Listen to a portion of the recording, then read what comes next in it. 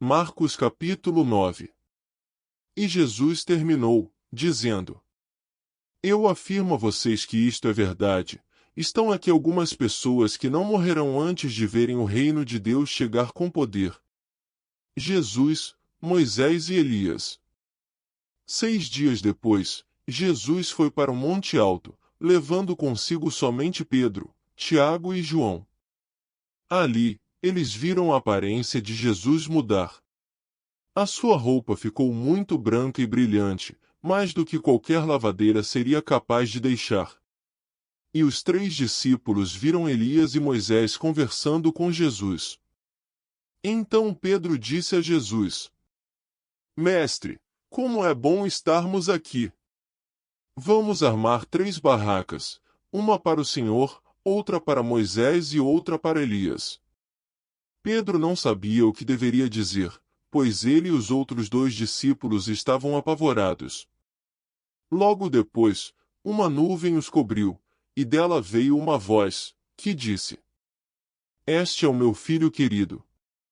Escutem o que ele diz. Aí os discípulos olharam em volta e viram somente Jesus com eles. Quando estavam descendo do monte, Jesus mandou que não contassem a ninguém o que tinham visto, até que o Filho do Homem ressuscitasse. Eles obedeceram à ordem, mas discutiram entre si sobre o que queria dizer essa ressurreição. Então perguntaram a Jesus: Por que os mestres da lei dizem que Elias deve vir primeiro? Ele respondeu: É verdade que Elias vem primeiro para preparar tudo. Mas por que é que as Escrituras Sagradas afirmam que o Filho do Homem vai sofrer muito e ser rejeitado?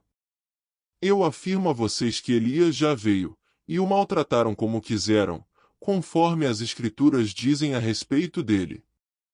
A cura de um menino. Quando eles chegaram perto dos outros discípulos, viram uma grande multidão em volta deles e alguns mestres da lei discutindo com eles. Quando o povo viu Jesus, todos ficaram admirados e correram logo para o cumprimentarem. Jesus perguntou aos discípulos: O que é que vocês estão discutindo com eles? Um homem que estava na multidão respondeu: Mestre, eu trouxe o meu filho para o Senhor, porque ele está dominado por um espírito mau e não pode falar. Sempre que o espírito ataca o meu filho, joga-o no chão, e ele começa a espumar e a ranger os dentes, e ele está ficando cada vez mais fraco. Já pedi aos discípulos do Senhor que expulsassem o espírito, mas eles não conseguiram. Jesus disse: Gente sem fé! Até quando ficarei com vocês? Até quando terei de aguentá-los? Tragam o menino aqui. Quando o levaram, o espírito viu Jesus e sacudiu com força o menino. Ele caiu e começou a rolar no chão, espumando pela boca. Aí Jesus perguntou ao pai: Quanto tempo faz que o seu filho está assim? O pai respondeu: Ele está assim desde pequeno. Muitas vezes o espírito joga no fogo e na água para matá-lo. Mas, se o Senhor pode, então nos ajude. Tenha pena de nós. Jesus respondeu: Se eu posso? Tudo é possível para quem tem fé. Então o pai gritou: Eu tenho fé. Ajude-me a ter mais fé ainda. Quando Jesus viu que muita gente estava se juntando ao redor dele, ordenou ao espírito mau: Espírito surdo-mudo, saia desse menino e nunca mais entre nele. O espírito gritou, sacudiu o menino e saiu dele, deixando-o como morto. Por isso todos diziam que ele havia morrido. Mas Jesus pegou o menino pela mão e o ajudou a ficar de pé.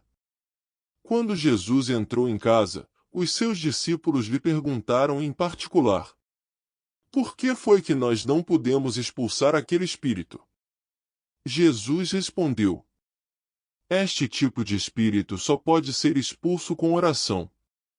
Jesus fala outra vez da sua morte e da sua ressurreição. Jesus e os discípulos saíram daquele lugar e continuaram atravessando a Galileia. Jesus não queria que ninguém soubesse onde ele estava porque estava ensinando os discípulos. Ele lhes dizia: O Filho do Homem será entregue nas mãos dos homens, e eles vão matá-lo, mas 3 dias depois ele ressuscitará. Eles não entendiam o que Jesus dizia, mas tinham medo de perguntar: Quem é o mais importante? Jesus e os discípulos chegaram à cidade de Cafarnaum. Quando já estavam em casa, Jesus perguntou aos 12 discípulos: O que é que vocês estavam discutindo no caminho?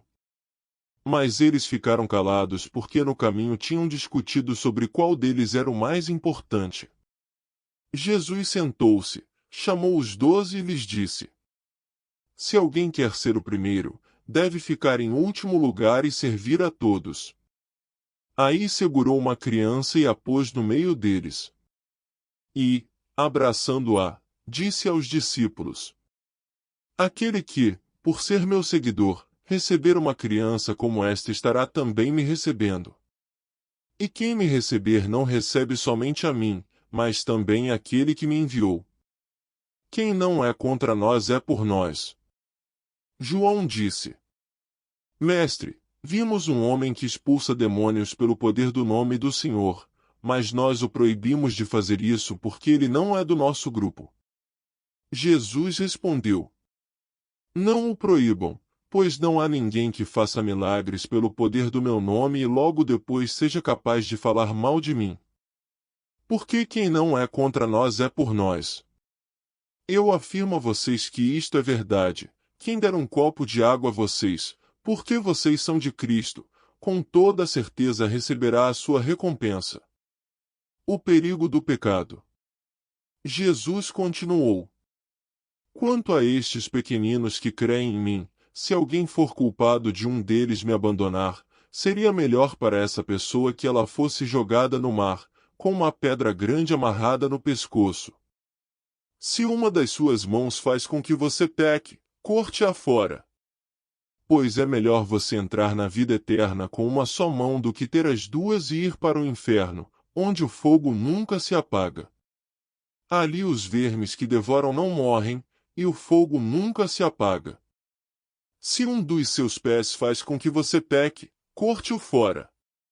Pois é melhor você entrar na vida eterna aleijado do que ter os 2 pés e ser jogado no inferno. Ali os vermes que devoram não morrem, e o fogo nunca se apaga. Se um dos seus olhos faz com que você peque, arranque-o. Pois é melhor você entrar no reino de Deus com um olho só do que ter os 2 e ser jogado no inferno. Ali os vermes que devoram não morrem, e o fogo nunca se apaga. Pois todas as pessoas serão purificadas pelo fogo, assim como os sacrifícios são purificados pelo sal. O sal é uma coisa útil, mas, se perder o gosto, como é que vocês poderão lhe dar gosto de novo? Tenham sal em vocês mesmos e vivam em paz uns com os outros.